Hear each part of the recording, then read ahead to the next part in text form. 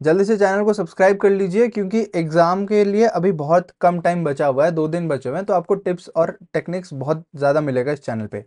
तो आज हम बात करने वाले हैं एग्जाम पेपर का डिफिकल्टी लेवल क्या होने वाला है, कितना टफ आने वाला है या इजी आने वाला है, क्या रहेगा ओवरऑल पेपर।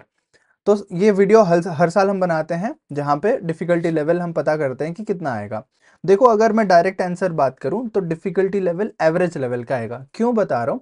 क्योंकि अभी अगर एनालिसिस भी करें हम, 2023 का पेपर जो आया था बोर्ड एग्जाम पेपर, वो काफ़ी इजी था। और जो कंपार्टमेंट पेपर आया था वो उससे भी इजी था। ठीक है, मतलब अगर मीडियम भी कहते हो 2023 के पेपर को, मार्च वाला, तो जुलाई वाला पेपर उससे काफ़ी इजी था। बट इस साल अगर कंपेयर करोगे, 23 का मार्च और 24 के मार्च में काफी ज्यादा फर्क है। 24 के मार्च में डिफिकल्टी लेवल काफी ज्यादा बढ़ गया। आप लोग फिजिक्स वाले पेपर में देखे होंगे, मतलब जेई मेंस के भी क्वेश्चंस वहां पे पूछे जा रहे हैं। मैथ्स में भी आपको डायरेक्ट क्वेश्चंस बहुत कम देखने को मिला था, थोड़ा एप्लीकेशन बेस्ड इनडायरेक्ट क्वेश्चंस मिला था। तो कुछ क्वेश्चन थे जो डायरेक्ट एनसीईआरटी से भी रिपीट हुए थे, और कहीं पे थोड़ा ट्रिकी था, और ट्रिकी मानूंगा, ज्यादा डिफिकल्ट भी नहीं था, बट हाँ ट्रिकी तो जरूर था। बट अभी जो पेपर होने वाला है 24 के मार्च एग्जाम से इजी होने वाला है, ये 100% श्योर है कि 24 में जो पेपर हुआ था उससे इजी होगा, क्योंकि कंपार्टमेंट का पेपर हर साल मार्च के बोर्ड एग्जाम पेपर से इजी होता है। ये एनालिसिस है, पिछले आप 5 साल का 6 साल का पेपर उठा के देखो। मैं खुद पढ़ा रहा हूं तो मुझे पता है एनालिसिस का क्या होता है।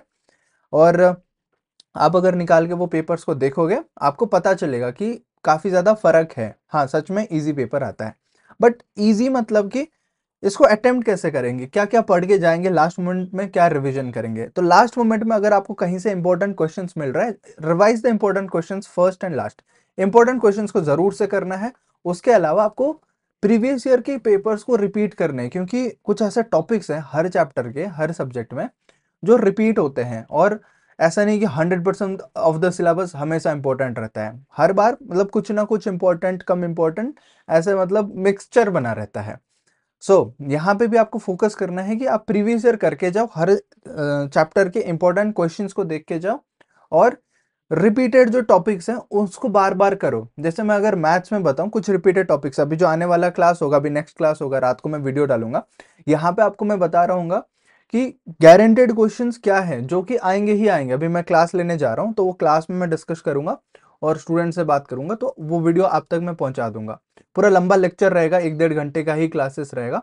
वो क्लास को पूरा एंड टू एंड देखना, ताकि आपको पता चल जाए कि किस वैरायटी के क्वेश्चंस पूछे जाते हैं हर एक चैप्टर से। और वही वही चीज अगर आप कर लोगे ना, मैं कहता हूं कि आपको पास होने से कोई नहीं रोक सकता। अगर ओवरऑल पेपर मान लो कि आपका 80 मार्क्स का है, मैथ्स में 80 मार्क्स का पेपर है, 80 मार्क्स में से आपको सिक्योर करना है 26 मार्क्स। अगर आपका 70 मार्क्स का पेपर है, जैसा फिजिक्स केमिस्ट्री में 70 मार्क्स है, 70 मार्क्स में से आपको सिक्योर करना है ओनली 23 मार्क्स। 23 मार्क्स सिक्योर करना आसान है, क्योंकि कुछ टॉपिक्स होते हैं जिसमें रिपीटेड क्वेश्चन आते हैं, वो हर साल आएंगे। और वो टॉपिक इसीलिए दिए जाते हैं ताकि स्टूडेंट्स पास हो सके।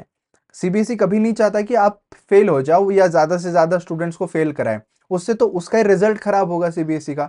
तो सीबीएसई का ऐसा कभी ऑब्जेक्टिव नहीं रहता कि हम फेल करवाएंगे स्टूडेंट्स को। बट कोई स्टूडेंट अगर कुछ नहीं लिखता, हर क्वेश्चन में गलत लिखता है, या फिर जो पूछा है उसके अलावा उसको छोड़ के बाकी सब कुछ लिखता है, जो पूछा है वही नहीं लिखता, तो फिर मार्क्स कैसे मिलेगा? वैसे केस में आपको मार्क्स नहीं मिलेगा। तो आपको करना क्या है, आंसर राइटिंग पे भी थोड़ा ध्यान देना है। संडे का सेशन में लूंगा एक आंसर राइटिंग के ऊपर, इट इज़ वेरी इंपॉर्टेंट।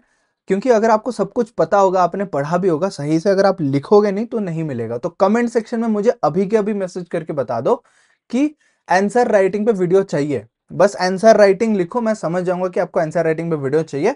वो संडे के सेशन में हम बहुत अच्छे से डिटेल में आंसर शीट लेके मैं बताऊंगा कैसे आंसर लिखना है, कैसे आपको मार्क्स मिलेगा, कैसे नहीं लिखना है। मेरे पास बोर्ड के भी पेपर्स हैं, स्टूडेंट्स लोग जो फोटोकॉपी मंगवाए थे ना, I have them all downloaded, मेरे पास डाउनलोडेड है। मैं पूरा दिखाऊंगा यहाँ पे कि कौन से आंसर्स को कैसे लिखना है और क्या मिस्टेक्स को अवॉइड करना है। एक पेपर इतना सुंदर, बहुत अच्छे से लिखा हुआ, बट वो स्टूडेंट ने जो पूछा है उसके अलावा सब कुछ लिखा है। मतलब जो फॉर्मूला रिक्वायर्ड है वो फॉर्मूला उसने नहीं लिखा, बट बाकी given, we know that, hence, therefore करके रिप्रेजेंटेशन बहुत सही है।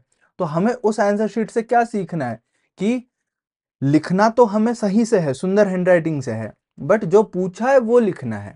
तो इस आंसर शीट से हम सीखेंगे कि लिखना ऐसे है, बट क्या लिखना है वो हम दूसरे आंसर शीट से देखेंगे, जो कि हैंड राइटिंग उतना अच्छा नहीं है बट लिखा सही से है, जो पूछा है वही लिखा है। तो काफ़ी बार ना राइटिंग कभी नहीं मैटर करता, मैं खुद अपना बात कर रहा हूँ, मेरा हैंड राइटिंग बिल्कुल सही नहीं था, ठीक है, अभी भी है नहीं उतना, तो रफ राइटिंग है मैं लिखता हूँ, मैथ्स बोल लो या फिजिक्स केमिस्ट्री बोल लो। कर्सिव भी मुझे नहीं पता है, आजकल तो स्टूडेंट्स कर्सिव भी लिखते हैं, मुझे कर्सिव राइटिंग भी नहीं आता है।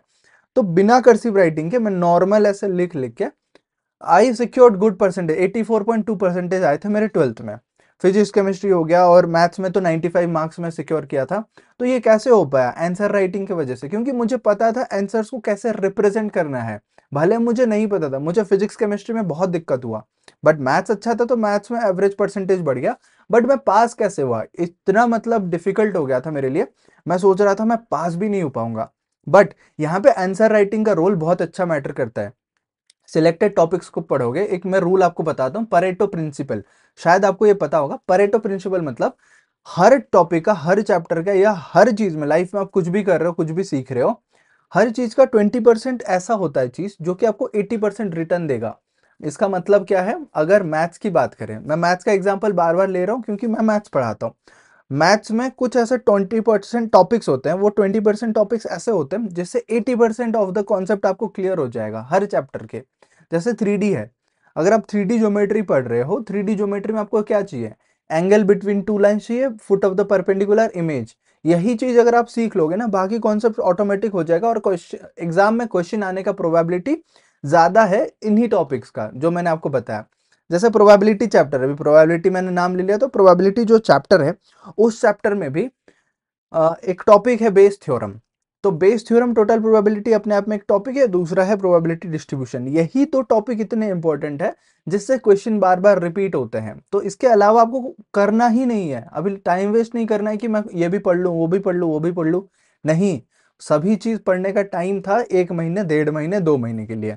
अभी के लिए जो आपका टाइम है, इसमें आपको यूटिलाइज करना है फॉर रिवीजन। जितना ज्यादा रिवाइज करोगे, एक तरह के क्वेश्चन को बार बार करोगे ताकि गलती ना हो। हर एक क्वेश्चन को आपको सही से चेक करना भी चाहिए, क्योंकि आप अगर 100% सिलेबस को अटेंड नहीं कर रहे हो, बाकी जितना अटेंड कर रहे हो, वहां पे आपको चेक करना बहुत जरूरी है। You have to check your answers. ऐसा नहीं कि आप एग्जाम गए और लिख लिया आंसर और उठ के आ गए, हाँ खत्म हो गया। आपको चेक भी करना बहुत जरूरी है, जो भी आंसर आपने लिखा है क्या वो सही आंसर है, 2 बार 3 बार चेक करो। और रफ को, जैसे रफ करते हो आंसर शीट में, वो तो आंसर शीट राइटिंग वीडियो में बताऊंगा, बट सेम पेज में रफ किया करो। ऐसे आप पीछे रफ करते हो, फिर वैल्यू कॉपी करते हो, वहां 6 लिखा होगा, आप कॉपी करते करते 7 कर लोगे या 4 कर लोगे, 4 लिखा होगा 9 कर लोगे।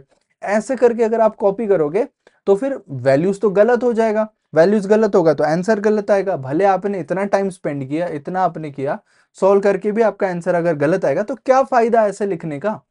तो जो रीडिंग टाइम मिलेगा उसको यूटिलाइज अच्छे से करो। जो 15 मिनट मिलेगा, उस 15 मिनट में फाइनलाइज कर लो कि और क्वेश्चंस में से कौन सा अटेंड करना है मुझे, ताकि आप लिखते टाइम कंफ्यूज ना हो कि अभी मैं सोचता हूँ कौन सा करूं, ये मुझे आता है या दूसरा मुझे आता है। ऐसे आप टाइम वेस्ट मत करो। आप इनिशियल जो स्टार्टिंग का टाइम है उसी टाइम को यूटिलाइज करो, रीडिंग टाइम को 15 मिनट पता लग जाएगा, फिर आप लिखना स्टार्ट करो। ठीक है, चैनल को सब्सक्राइब करो, कंपार्टमेंट जरूर से क्लियर होगा, मेरा आशीर्वाद आप सभी के साथ है, डेफिनेटली आप क्लियर कर लोगे। मिलते हैं अगले वीडियो में, तब तक keep learning, keep exploring and keep smiling. Thank you so much.